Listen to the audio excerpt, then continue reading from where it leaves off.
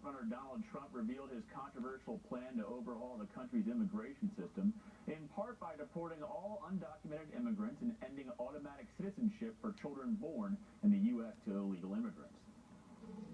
Do you think that birthright citizenship should be ended? Well, like I said, Harry Reid said that's not right for this country. I think that's something we should, yeah, absolutely, going forward. I'm not a big fan of the idea that you come here and have a child, you're automatically a citizen. There's 2 Supreme Court cases right on point. Well, you know, we should talk about what it would take to get it changed. It would take passing a constitutional amendment to get that changed. This is part of our 14th Amendment. What I've said recently is that's got to be something that should be discussed in the course of an entire reform package. Would Trump's plan ever be possible? Joining me now is former Mexican ambassador to the United States, Amb Sarukhan. Sir, thank you so much for being on the show. It's good to be with you, Luke. Let's talk a little bit about how this Trump plan is being, shall we say, I think, dissected and ingested in Mexico. Obviously, it's getting a lot of reaction here in the United States. It's sort of defined where the Republican Party is on immigration, or it's at least at a benchmark, considering so many people are rushing to support it. How is this being dissected in Mexico right now? Well, very similar to how it's being dissected in the U.S., Luke. I think there's a great deal of incredulity as to the manifesto that Mr. Trump put out over the weekend. And if you look at it, the problem is that it seems that he is Teflon coated hard data and reality. If you were to deport the 30 million undocumented immigrants in the United States, that's going to cost you about $130 billion. Number 2, it ignores the fact that dynamics on the border have changed. For the past 5-6 years, there's 0 net migration from Mexicans coming into the U.S. over the border. That means that more Mexicans are going back than those coming over. Really? Of those undocumented immigrants in the United States today don't come over the southwest border. They simply overstay their visas.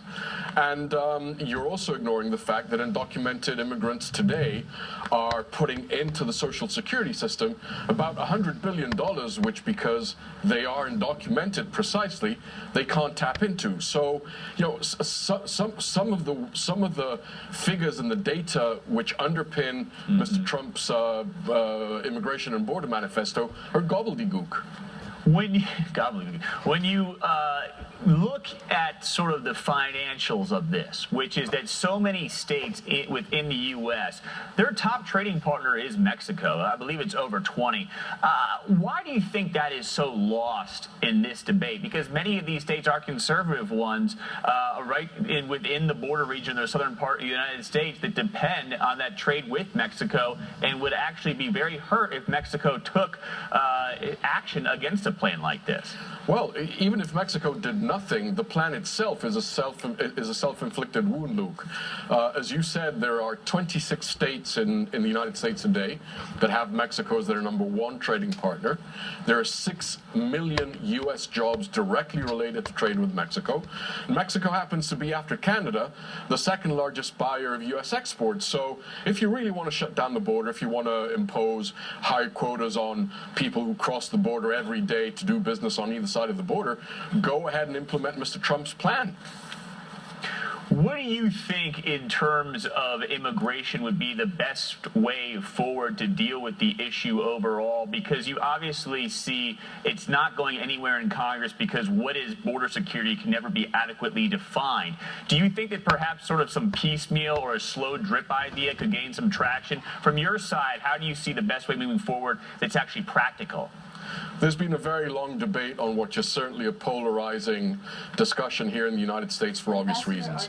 But I think that the drip-drip approach is dangerous, because what you may end up having is what you've had for the past years, which is with the idea that you have to beef up border security and then get to solve the other issues. All you've been left with is with border security.